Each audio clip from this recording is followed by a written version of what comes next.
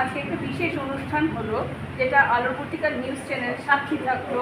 আপনাদের বিবাহবার্ষিকী অনুষ্ঠানটা একটা সাহিত্য চর্চার মাধ্যমে আপনারা করতেন, এত বড় উদ্যোগ আপনারা নিলেন, সেই বিষয়ে যে আমাদের দর্শকদেরকে কিছু বলেন।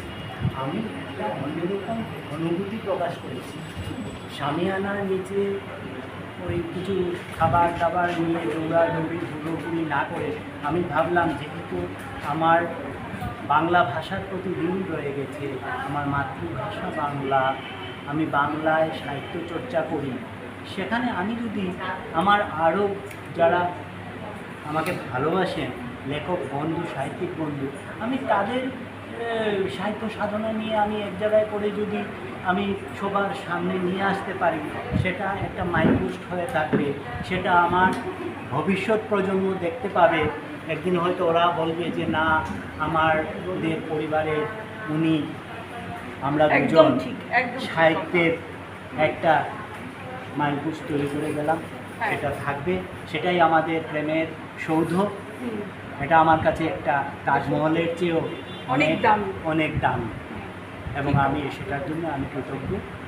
আমার সহধর্মিনী অর্চিতা চক্রবর্তী, যিনি একজন স্কুল শিক্ষিকা, এবং উনি সময় যে দিয়েছেন আমাকে, উনি সারাদিন স্কুল করে এসে উনিও কলম ধরেছেন, ওনারও একখানা লেখা আছে, আর বাকিও আপনারা দেখছেন আজ যা ঘটলো।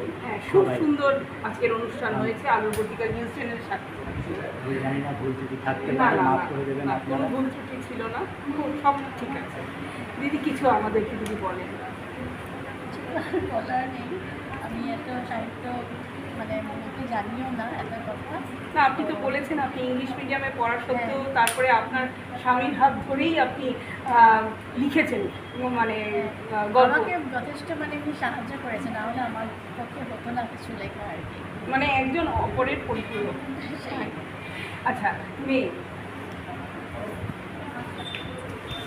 আজকে এই দিনে বাবা মাকে উত্তরীয় পড়িয়ে এবং এই যে সাহিত্য পত্রিকার উন্মোচন হয়েছে, সেই বিষয়ে তোমার একটু অনুভূতি আমাদের দর্শকদের। বিশেষ করে তো কিছু সেরকম বলার নেই, তবে আমার মা বাবার বহুদিনের প্রয়াস, আর সাথে তো সবসময় মান্নান জেঠু সবসময়ই রয়েছেন। উনি খুবই সাহায্য করেন। হ্যাঁ, খুবই সাহায্য করেছেন মানে আমার মা বাবাকে। আর বহুত সুন্দরভাবে আজকে বহুত মানিগুণী ব্যক্তিরা এখানে আসলেন, সুন্দরভাবে বইটা উন্মোচন হলো।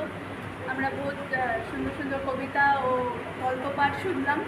আর আপনাদেরকেও ধন্যবাদ এখানে এসে এই যে আপনারা এটা কভার আপ করলেন, বাস এটুকুই বলার। আর বাবা মার গলায় উত্তরীয় দিয়ে কেমন আনন্দ?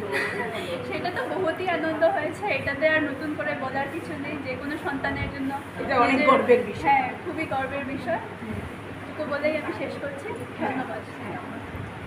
মান্নানদা, আপনি তো আজকে এই অনুষ্ঠানের সঞ্চালকের ভূমিকায় ছিলেন, যেখানে আপনাকে আমরা সাহিত্যিক গল্পকার হিসেবে আমরা পাই।